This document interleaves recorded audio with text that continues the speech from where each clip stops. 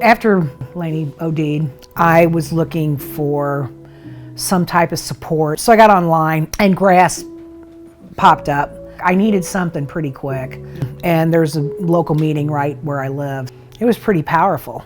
These women that have been part of GRASS, but now are more on the advocacy side. They're also maybe still getting help themselves, but they're advocates for other parents or other family members that have been lost to their addiction. This was about 4 months later, I guess, after Lainey had passed away.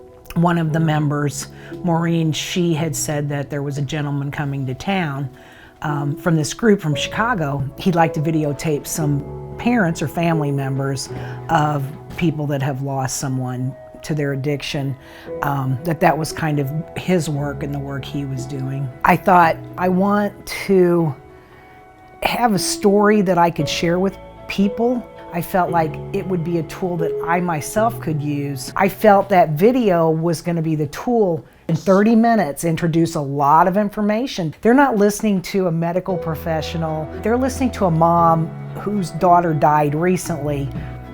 In the last year, I've had 2 or 3 people. One is a friend of mine from work that she has a family member that she was going to try to help.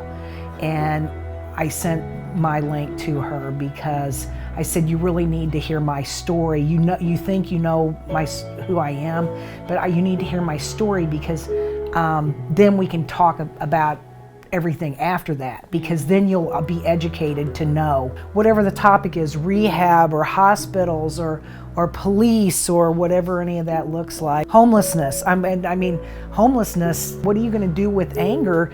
You got to make a decision. You won't be so horrified when you're in the middle of it. You don't feel so uncomfortable that you're the only one going through that completely alone. As long as they can put the label on it that your daughter or son or your family member is the addict or the mentally ill person or whatever it is, when they thinking like that, they can speak to it from that viewpoint. The minute you humanize that for them, now you're talking about the beauty of your loved one. I felt like it gave a voice to what I felt like needed to be voiced at the time. It was Lainey's voice, it was my voice, and it mattered then when a lot of times in the middle of all of it, I felt like I had no voice.